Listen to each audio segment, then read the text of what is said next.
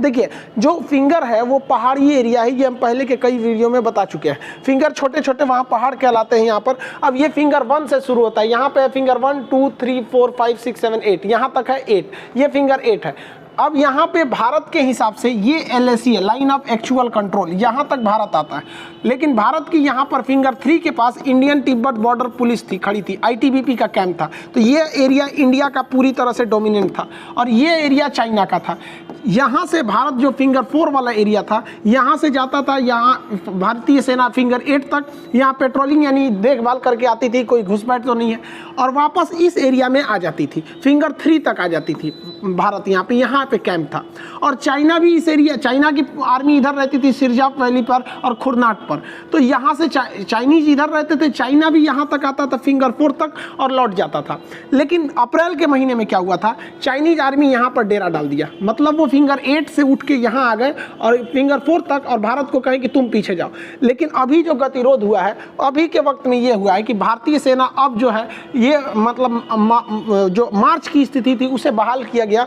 लेकिन भारत के लिए एक दिक्कत ये है कि अब भारत को फिंगर 4 से हट के फिंगर 3 तक जाना होगा, फिंगर 3 तक जाना होगा, और यहाँ से पेट्रोलिंग फिंगर 8 तक होगी और फिर वहाँ से यहाँ तक होगी। यानी जो बफर जोन एक्स्ट्रा बना हुआ है वो भारत की ओर आ गया है। ये थोड़ा सा गड़बड़ है, ये हमको यहाँ पर रहना चाहिए।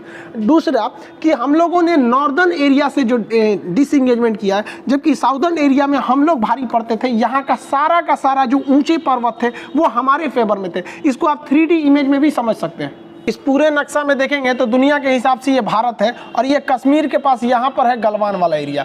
अब इसको अगर हम जूम करते हुए गलवान साइड में बढ़ेंगे तो देखेंगे हम लोग का जो ये पैंगसो लेक है, इसके दोनों साइड में दिक्कत था। तो हम लोग साउदर्न पार्ट में भारी पड़ रहे थे, चाइना जो था वो साउदर्न पार्ट में भारी नहीं पड़ रहा था। हम लोग के पास ज़्यादातर ऊँचे पर्वत थे। अब ये सब ऊँचे पर्वत हम लोगों के पास थे और चाइना के पास उस साइड के नीचे वाला एरिया था, वो झील के उस साइड में था। भले वो यहाँ पर आज ये फिंगर 4 तक का दावा कर रहा होगा, लेकिन यहाँ तक का हम लोग का जो पर्वत था ये ज़्यादा ऊंचा था। अगर आप इसको देखेंगे तो इसकी ऊंचाई आपको ज़्यादा दिखेगी। यहाँ से हम आराम से इस एरिया पे, ये नीचे वाले एरिया पे नज़र रख सकते थे। हम लोग हेलमेट पर्वत और ब्लैक ये काला जो टॉप था, ब्लैक टॉप, इसके ऊपर हम लोग आराम से कब्जा जमा के बैठे थे। और चाइनीज जो थे वो इस साइड में थे, हम आराम से यहाँ से इनके एरिया पे नज़र रख सकते थे। हम लोग का जो सदर्न पार्ट था ये ज़्यादा हाइट पे था, यहाँ से हम लोग चीन पर आराम से नज़र रख सकते थे और ये ऊंचाई की वजह से इस एरिया में सबसे ज्यादा डोमिनेंस करता है। हम लोग यहाँ पे थे और चाइना के जो बेस कैंप वगैरह था वो यहाँ थे।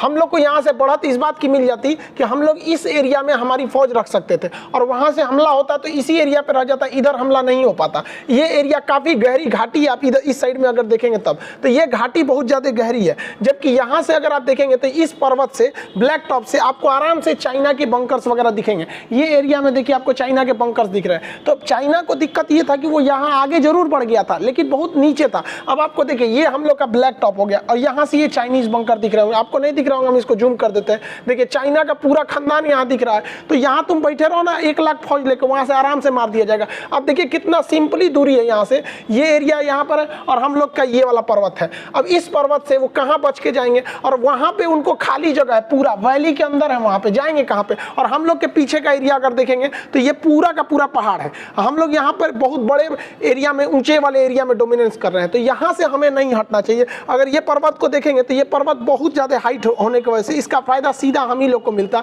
लेकिन इस पर ये पर्वत को नहीं छोड़ना चाहिए भारत को। इस पर्वत के ऊपर पकड़ बनाने के बाद ही चाइना थोड़ा सा सॉफ्ट हुआ था, क्योंकि उसको पता था कि भारत अब हाइट वाले एरिया का बहुत ज़्यादा फायदा उठा लेगा। लेकिन अब हम लोग दोनों लोग यहाँ के पीछे की ओर लौट रहे हैं। चाइना इसमें पूरी तरह से फंसा हुआ था, उसको बहाना चाहिए था भागने का, क्योंकि यहाँ से उसको मौत के सिवा इसके इधर से कुछ नहीं मिलता। वो यहाँ से चाह के भी हमला नहीं कर पाता इस एरिया में। यहाँ फाइटर जेट वगैरह भी कुछ काम नहीं कर पाएंगे, रडार सिग्नल फेल हो, इतना गहरा खाई है यहाँ से। अब यहाँ पे कितना टैंक लगा दीजिए, उसकी टैंकों की संख्या ज़्यादा थी, कोई दिक्कत नहीं, यहाँ से मार सकते थे उसको।